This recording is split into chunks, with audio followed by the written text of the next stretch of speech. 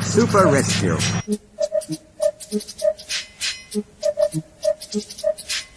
The two Diesels surveyed the shed. "It's time, 7101, said one, that we took this railway over. Shush, 199. It's their railway after all." "Not for long," persisted 199. "Our controller says steam engines spoil our image." "Of course we do," snapped Duck. "We show what frauds you are. Call yourselves engines? If anything happens, you care nothing for your train. You just moan for a fitter.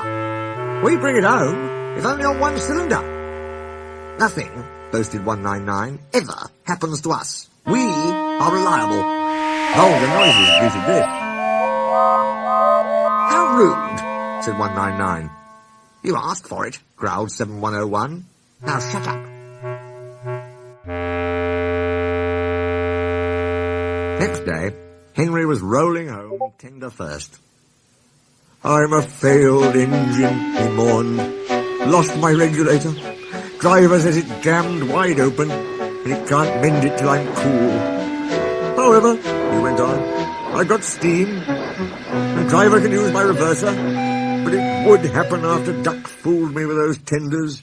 Now they'll laugh at me again." He reached a signal box and stopped, whistling for a road. Opposite the box, on the up line, stood Diesel 199 with a train of oil tankers. Worse and worse, thought Henry. Now old Reliable will laugh at me too. The signalman came out. "For pity's sake, take this spam can away. It's failed. The Limited is behind, and all he does is wail for his fitter." "Spam can?" fumed 199.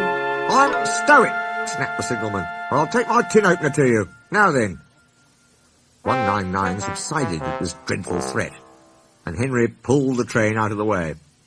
The Diesel didn't help. He just sulked. The Limited rushed by with a growl and a roar. Henry gave a chuckle. "Look, spam can," he said. "There's your little pal." The Diesel said nothing. He hoped 7101 hadn't noticed. 7101 hadn't noticed. He had troubles of his own. He was cross with his coaches. They seemed to be getting heavier. He roared at them, but it did no good. Engines have a pump called an ejector, which draws air out of the train's brake pipes to keep the brakes off. If it fails, air leaks in and the brakes come on, gently at first, then harder and harder. 7101's ejector had failed. The brakes were already leaking on while he passed Henry.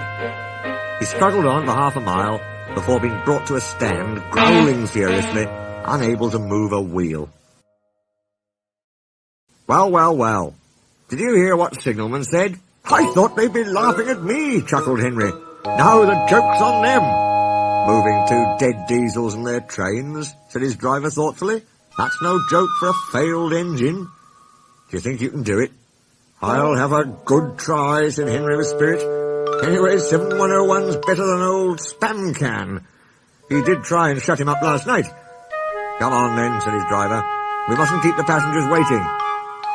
"Get moving, you!" Henry puffed the sulky Diesel into motion and started to the rescue. Henry gently buffered up to the express. While the two drivers talked, his fireman joined his front brake pipe to the coaches. "It's better than we thought, Henry," said his driver. "The Diesel can pull if we keep the brakes off. So the only weight we'll have is Spam Can's goods." "Oh," said Henry. "That's a mercy." He was, by now, feeling rather puffed. "Peep, peep, peep, peep. Are you ready?" tooted 7101. "Peep, peep, peep, peep. Yes, I am," whistled Henry. So with 7101 growling in front, and Henry gamely puffing in the middle, the long cavalcade set out for the next big station.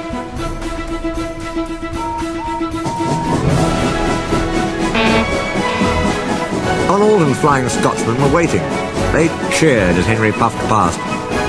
He braked the coaches thankfully. Spam Can and the tankers trailed far behind.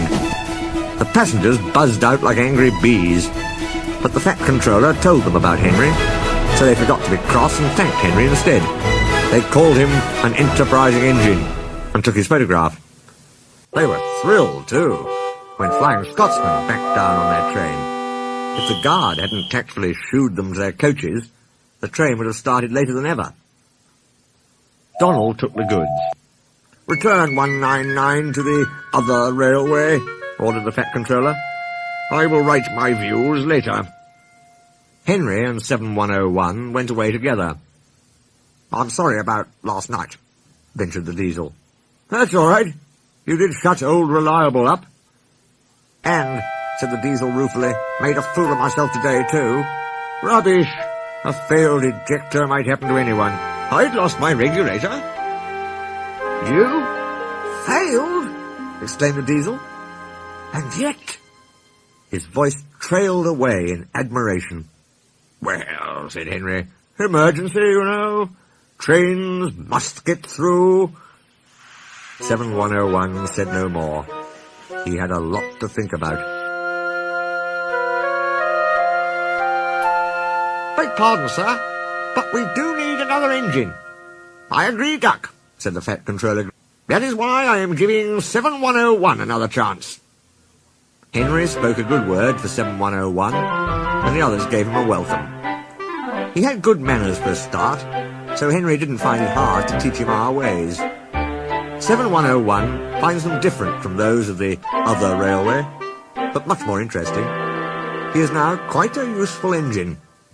They teased him at first because of his growls. They said he was like a bear. He still growls, not because he's cross, but because he can't help it. His name, Bear, has stuck. He likes it. "It's nicer than just a number," he says. "Having a name means that you really belong."